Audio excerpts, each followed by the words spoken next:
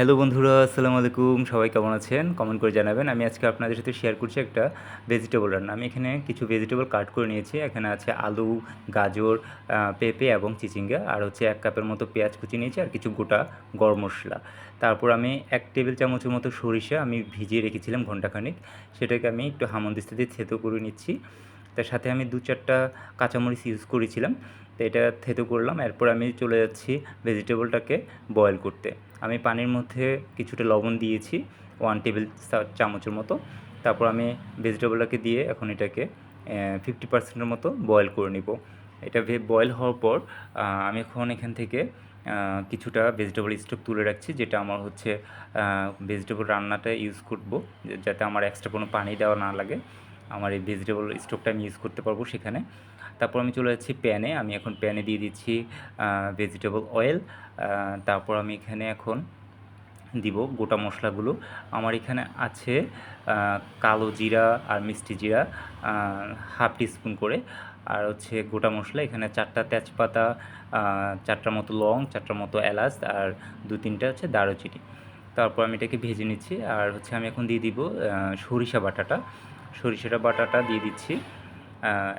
তারপর অলরেডি আমার মশলা থেকে খুবই একটা সুন্দর স্মেল বের হয়ে গেছে। আমি সরিষা বাটাটা দিয়ে দিলাম আর সাথে দিয়ে দিচ্ছি পেঁয়াজ কুচি।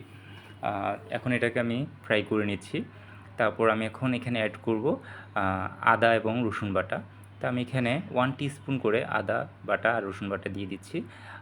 এটাকে একটু ফ্রাই করে নেব যাতে কাঁচা গন্ধটা চলে যায়।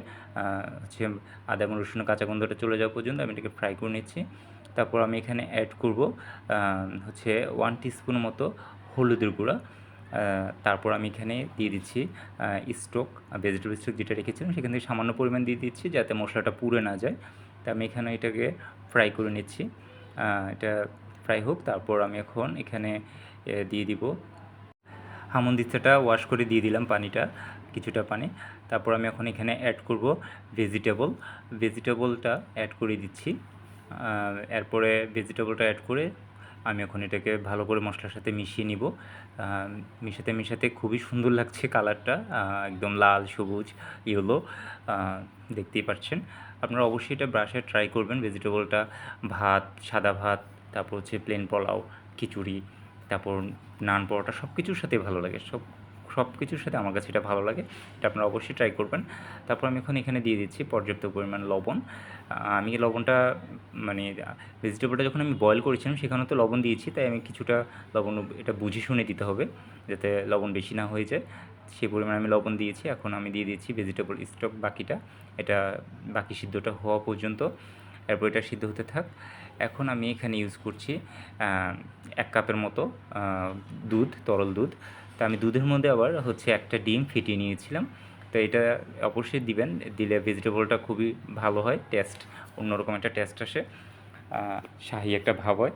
এরপরে এটাকে এখন আমি ভালো করে মিশিয়ে নিচ্ছি। আমার ভেজিটেবল হয়ে গেছে। এখন আমি এটাকে একটু বাগার দিব। আমি এখানে কিছুটা তেল নিয়েছি আর হচ্ছে দিয়ে দিচ্ছি পেঁয়াজ কুচিটা দিয়ে আমি এটাকে বেরেস্তা করে নেব।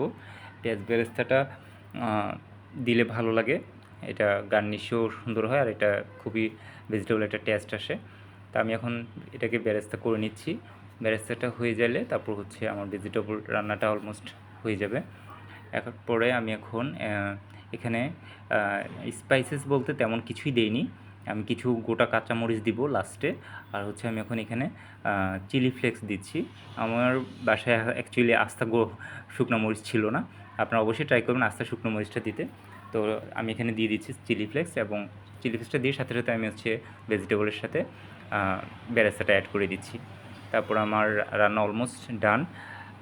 এরপর আমি এটাকে আবার মিশিয়ে নিব সবটা ভেজিটেবলের সাথে। আমার রান্না কিন্তু শেষ।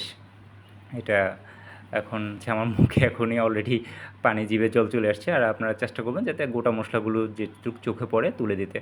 এখন আমার রান্না শেষ। আমি কাঁচামরিচ ফালি করে আমি এটা রান্নাটা শেষ করছি। এই হচ্ছে আমার ভেজিটেবল ফাইনাল লুক। অবশ্যই আপনারা ট্রাই করবেন আর আমাকে জানাবেন। আল্লাহ হাফেজ।